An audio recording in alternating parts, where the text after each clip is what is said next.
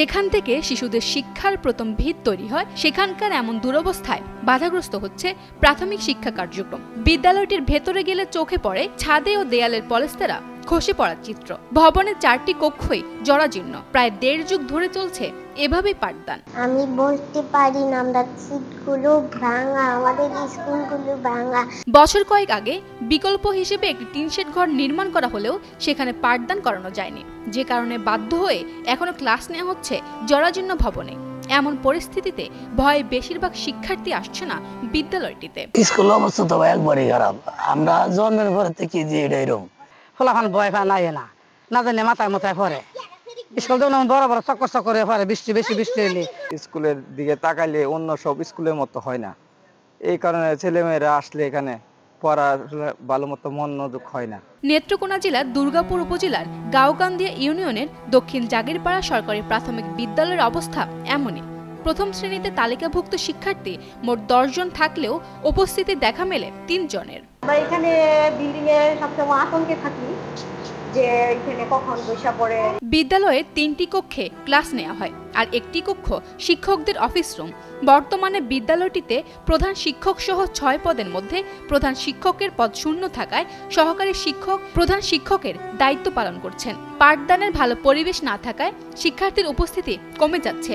ঝুঁকিপূর্ণ ভবনটি নিয়ে কর্তৃপক্ষকে একাধিকবার বলেও কোনো সুরাহা মেলেনি বলে জানান ভারপ্রাপ্ত প্রধান শিক্ষক।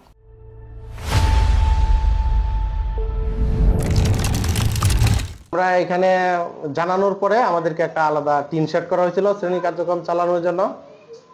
তো দেখা গেছে গত 2টা বন্যায় ওই টিন শেডের অবস্থা আরো এটার চেয়ে বাজে অবস্থা হয়ে গেছে। তখন দেখা গেছে যে বাধ্য হয়ে ওই টিন শেড থেকে আমাদের এখানে আবার ব্যাক করতে হয়েছে। এই অবস্থা থেকে পরিত্রাণের জন্য আমরা শিক্ষা অফিসে অনেকবার আমাদের ভঙ্গুর অবস্থা, বিল্ডিং এর অবস্থা বা সর্বোপরি সব দিক শিক্ষা অফিসে জানাইছি। বিদ্যালয়ের এমন ঝুঁকিপূর্ণ পরিস্থিতিতে পড়ালেখায় মনোযোগ দিতে পারছে না শিশুরা।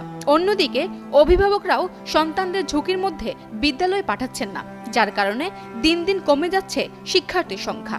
নতুন একটি ভবন নির্মাণ ও অভিভাবক সমাবেশের মাধ্যমে শিক্ষার্থীদের স্কুলমুখী করা সম্ভব। তাই দ্রুত একটি নতুন ভবন নির্মাণের দাবি স্থানীয় জনপ্রতিনিধির। স্কুলে আসার রাস্তা, স্কুলের ভবনটা সবচেয়ে ইম্পর্টেন্ট হলো। আমাদের স্কুলের ভবনটা যদি হয়ে যায় তাহলে মোটামুটি সকলের যে একটা এই বিল্ডিং ভেঙে যাবে, পড়ে যাবে, দোষে যাবে, এই একটা মন থেকে একটা ভয় কমে গেলে স্কুলে অনেক ছাত্রছাত্রী বেড়ে যাবে ইনশাল্লাহ।